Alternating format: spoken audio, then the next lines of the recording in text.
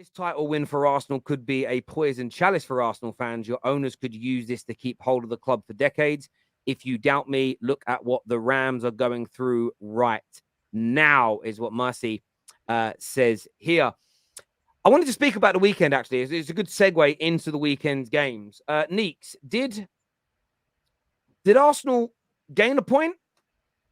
Or did they collapse and lose 2 points, in your opinion?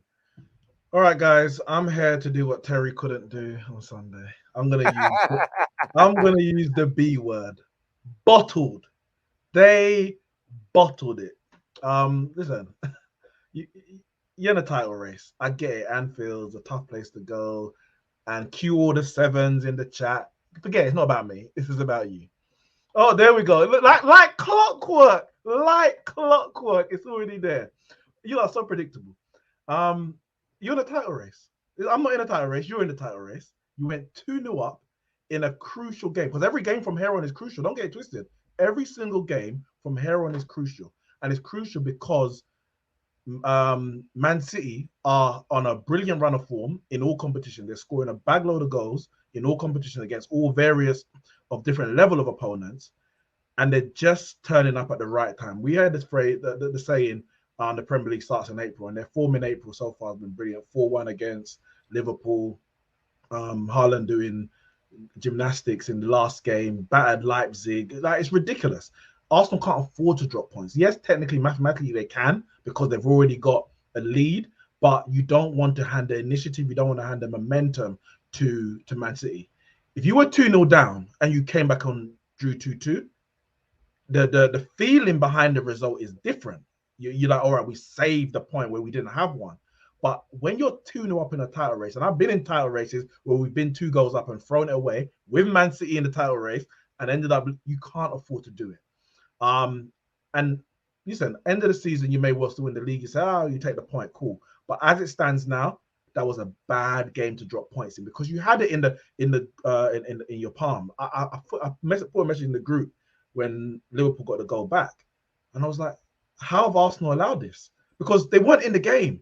It was literally, I was watching the game like, wow, this Arsenal team are real. They've gone to Anfield and they're cutting Liverpool apart. They are dominating Liverpool at Anfield. Anfield is quiet, pin drop. And somehow you allow Curtis Jones to play his first good pass all season, and Henderson gets an assist, and Salah masks his bad performance with a goal. Jesus, Mohammed, they both scored. Darwin, nothing. Atheist in the mud, Terry. But somehow Liverpool came out and came back and drew that game. And I think Arsenal are going to be disappointed in the moment, as they should be for me. But this title race is still on. But I think as far as the game goes, they bottled it. Let's be honest, they bottled it. Absolutely, yeah. Sorry, go on. You'll love it if you beat them. Yeah, you should. I was going to say, I love how the word bottle is always represented with Arsenal nowadays. No, it's not. It's Spurs. It's No, it's because you've got bored of saying to Spurs. Spurs were 2-0 switched it up and said it to Arsenal. Everyone will say they bottled it. So let's no. Because now it's like we have to win every single game, and then if we draw a game, we'll bottle jobs. When you're 2-0 up, you were 2-0 up against us. We cannot go on a 15, 16 game winning streak. It's impossible. This team cannot go on a 16-game winning streak. Come on. First, you say to us, we're title pretenders, and now you expect us to go on a 16-game winning streak. Come on, man. Give us a break. Come on, give us that break, man. There's no breaks in this title. Do you know who you're facing? We go to Anfield, we get a draw, and you're supposed to, okay, you was the best team in the first half. People talk about they dominated the whole of second half. I watched the game back again today. After the 60th minute, when the Salah had the penalty around the 50-something minute, yes. But after the thing is scored, Firmino, that's when it was hanging on. When Firmino scored on the 88th minute. Before that, Ramsdale did not. Name me a save that Ramsdale made. One second. Name me a save that Ramsdale made. Name me a save that Ramsdale made before this Firmino goal. Nunez. I can't remember. Nunez. Okay, Nunez, but that's it. But one shot, and the people are saying that the whole second half, they were the best team. They were the better team. They literally had set pieces every 5 minutes. So you're saying that we didn't deserve to draw the game? They won the best team. No, I'm not saying you deserve the game.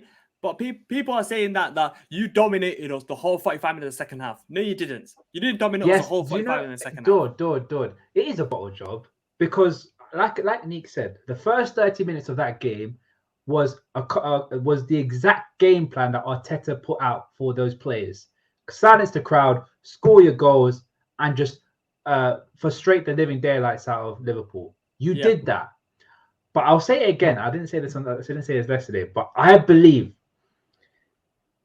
Granit Xhaka did what exactly Mikel Arteta did last season, which was rile up the crowd and gave Liverpool that little bit of energy. And from that moment, we took it one step further. Yes, you had some opportunities in the second half, but for the majority of those opportunities, we still had the majority of the position and we were still creating chances. Regardless, you saying Ramsdale didn't have to make any saves, you could arguably say that some of our strikers didn't want to put it on target. So I know. We made the chances. The chances were available. We should have scored. We should have scored a plentiful of those chances. Our XG says it. I'm not an XG guy, but it was around about 4 point something. And yours is about 1 point something. I know what you mean. When you I've heard this so much for the past 24 hours talking about Granit Xhaka. He's the reason why the fan base started going crazy. It's not that, because it happens to Man City every single time they go to Anfield. Pep Guardiola does exactly the same thing that Arteta's done. I remember a classic one when Man City was supposed to have 2 fouls. Pep Guardiola was going to the Liverpool crowd. He was putting the number 2 finger like this to the crowd and saying he was going crazy. But when Pep Guardiola does it, and he starts kicking off at the referee, starts kicking off at club, and then the fan base goes crazy. No one talks about Man City bottling it. But when Arsenal do it, Arteta does it, or Xhaka does it.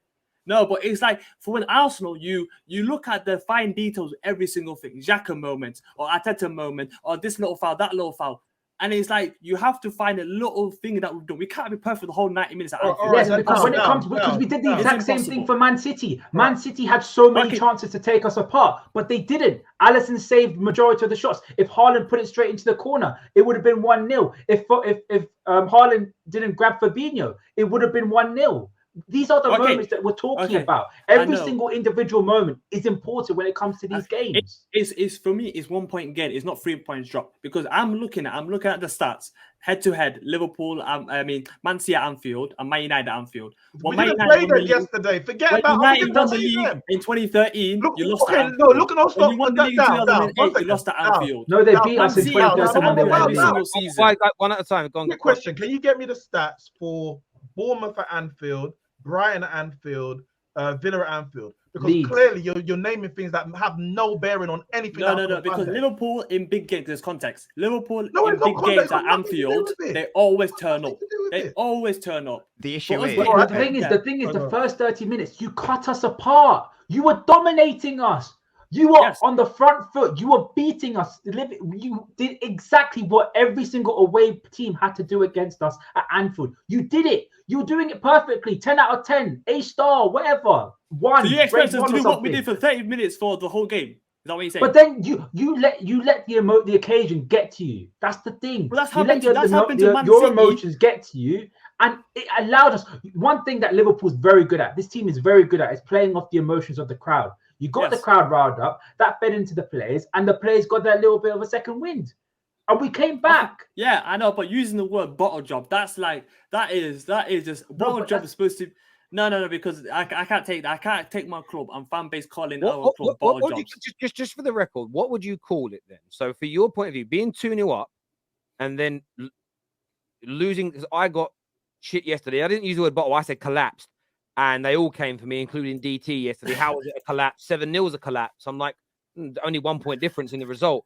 But what would you call having a 2-0 lead, losing the 2-goal lead, and hanging on at the end? What would you define that as?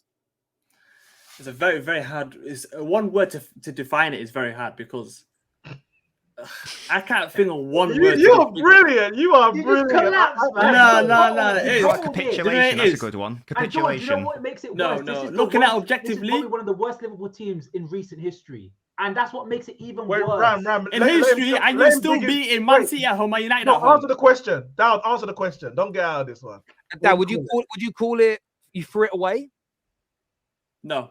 Shit, it's 1 point gained. 1 point gained. That's what I'd say. Yeah, but I don't understand how you can say it's 1 point gained, because we need to talk about the context. In isolation at Anfield, yes, getting 1 point would be big. But the issue is you've now handed the impetus to Manchester City for the first time in however many weeks, months.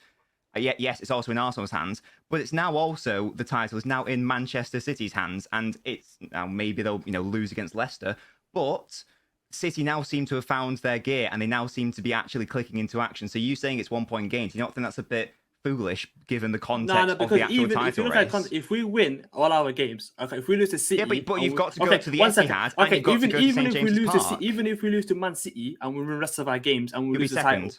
title, we'll finish second. Yeah, but the points that we accumulated the whole season, that is like, we can't go to every single stadium and win. Come on, man. But you need to look at the context within the context. You need to look at it within the context. If we end the season with 95 points, have we bottled it? No, so this is what you're doing here. It's not the point. No, Neek didn't call you a bottle job team that you're bottling the season. He's talking about one game. So in the isolation of one game, having a 2-0 lead in any game and then not winning the match, what do you call that? Barring the word a draw. No, but Terry, it's every game that we drop points. Every game that we drop points is bottling it. Stop. No. It really depends. If you went 2-0 down and came back to 2-2, it'd be called a comeback, right? You'd call that a comeback, wouldn't you? Yeah. So if you're 2-0 up and you then draw 2-2, what do you call it? I'll give you a clue. Comeback starts with C. The word starts with the letter before in the alphabet. Bottling it is losing 3-2. That's bottling it. You could have lost. Being 2-0 and losing 3-2. That's bottling it. So what do you call drawing it from being 2-0 up? Just interested to know what you. No, I'm just saying is Anfield 1 point gain. It's not 3 point loss. In the context of the title race, it isn't. You're a disgrace. Why don't you I'm not this game. I'm being serious. No, you're I'm not. being serious, man. I am actually going to Anfield and getting a point is a crucial point. And No. I get that. Before the game, I completely get that point of view. Sorry, Ram. Let me ask a question. Let me ask a question. Dal, I've got 2 questions. Would you have taken a draw at the start of the game? Yes. Would you have taken a draw at 2-0 up? Context. No. Answer the question. There's context. That's not yes or no question. That's a yes or no question. That's not a yes or no question. That is what we're going to call it. When Arsenal draw or lose from a 2-0 lead, we're going to call it context. There's context because you have to look at the stadium. You have to look at the stadium and where you're playing. Okay. Even the pundits didn't say the bottled it and this and that. They said they went to Anfield, they got a point, and they got context. Can I add additional context on top of your context? You silenced the crowd and you outplayed us. Yeah. So you still bottled it, yeah? No, we didn't. But losing 3-2 would have bottled it. But the points that you made, your team absolutely nullified it. Zero of that was having an effect. I respect your ability to lie through grinning teeth. I'm not lying. I'm not lying. Did Arsenal capitulate? No, because I knew Liverpool were going to be the better team in the second half. So would you say? So I would say. So in the second half, you were outplayed, outclassed.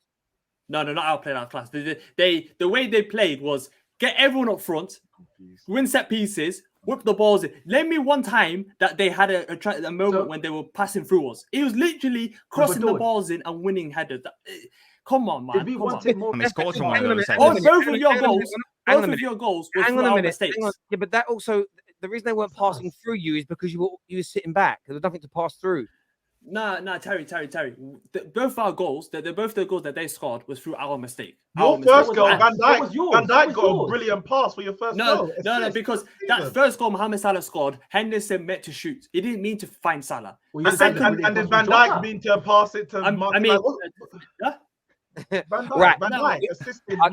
Okay. I'm going to do some of these super chats that have come through here. The first one says City had one season where they didn't drop points in the last 10 games. On average, they lost 6 points.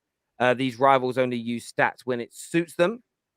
I don't quite know what that's in context to. I think it's to the point where Arsenal are going to win the rest of their games for the season. No, but City might not. I don't think we've really gone onto the title race itself, but City might not.